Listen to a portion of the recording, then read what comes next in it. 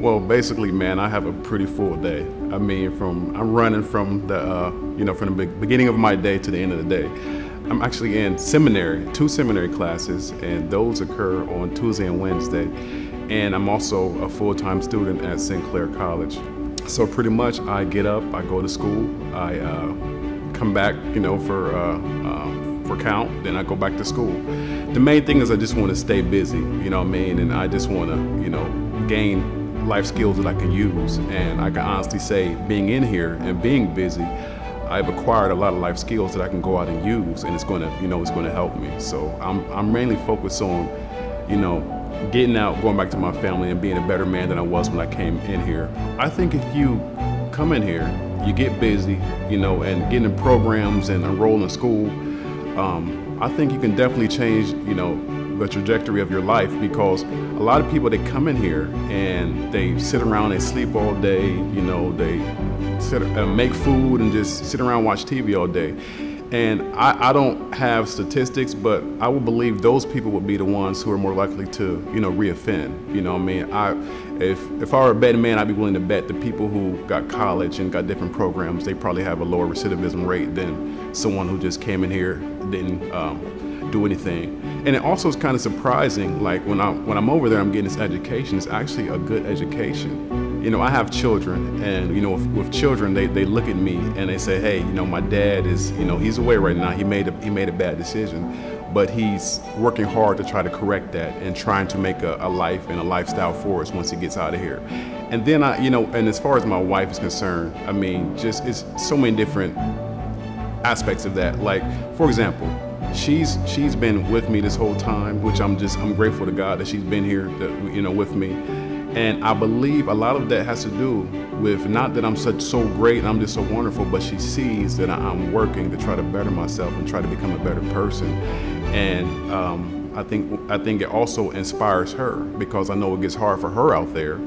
But she sees me and she's saying, hey, he's dealing with this and he's trying to better himself, then maybe I can persevere a little while longer. But I mean, I think it's very, very important, man. I think it really inspires them, when they see me in here doing things, because, she was just saying the other day, I can't believe you're in culinary school. She was like, that's insane. And, it also, to me, it gives me, I feel like it gives me more value as a person, because now I can come out and say, hey, you know what, I can cook, I can help you cook, I can help you around the house, I can do all these different things because I've acquired these skills that the state of Ohio provided for me. I'm away from my wife and my children, they're out there all alone. But once we sat there and we said, you know what, we're going to make the best of this situation, we're going to stay positive, we're going to keep God first, and we're going to just better ourselves. It's like everything have come together. And it's like I have a newfound appreciation for my wife. I appreciate her more now, and my children more now than ever, because it's like in a situation you appreciate the ones who are there for you. And in a situation you lose friends and you lose loved ones who they sort of step back from you a little bit, man, and, which is understandable. But they're there and they've been there, and I appreciate that, and that also fuels me. It drives me to be a better person. So at the end of the day, when my wife lays down to go to sleep, when my kids lay down and go to sleep, and they say, you know what, we suffered for a long time because he was in there, but it was definitely worth it, because the finished product, the man who he has become, it was worth the sacrifice. There are many choices here about what you can choose to be involved in or not involved in. I have chosen to be involved in reintegration, and there's a couple different choices here for reintegration. The first choice is the RN1 reintegration unit, where you can have an outside job and you function as normal as you can, as you would in real life. You get up, you go to job, you return, you do the other requirements that we're to do there. The reintegration unit that I've currently chose to be in is the reintegration unit that focuses on a dog program-based reintegration. So yes, we still have a structure to our day, but the added responsibility is we live and work in the same building. So our responsibility is to a canine. There are 3 programs in the building, and I'm currently a participant of the Circle Tail program. I've chosen to be a part of this program because it's very therapeutic to know that the work I'm doing is impacting somebody else. I get to train a dog that may end up being a service dog for somebody in a wheelchair, or maybe a hearing dog for someone that's elderly. That's pretty rewarding to know that at the end of the day, I've impacted somebody other than myself. It's looking past myself to do a job that's so useful. Getting involved is imperative.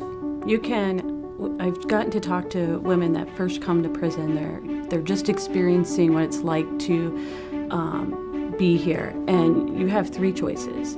A couple choices, but one of them is you can go home, the exact same person you came in the gate because you feel like you're fine the way you are. Or you can choose to get involved, figure out what's healthy, and what can I do to be a better mother, sister, daughter in the long run. And it's a choice. And I chose the minute I got here that I can't go home without understanding how I got here.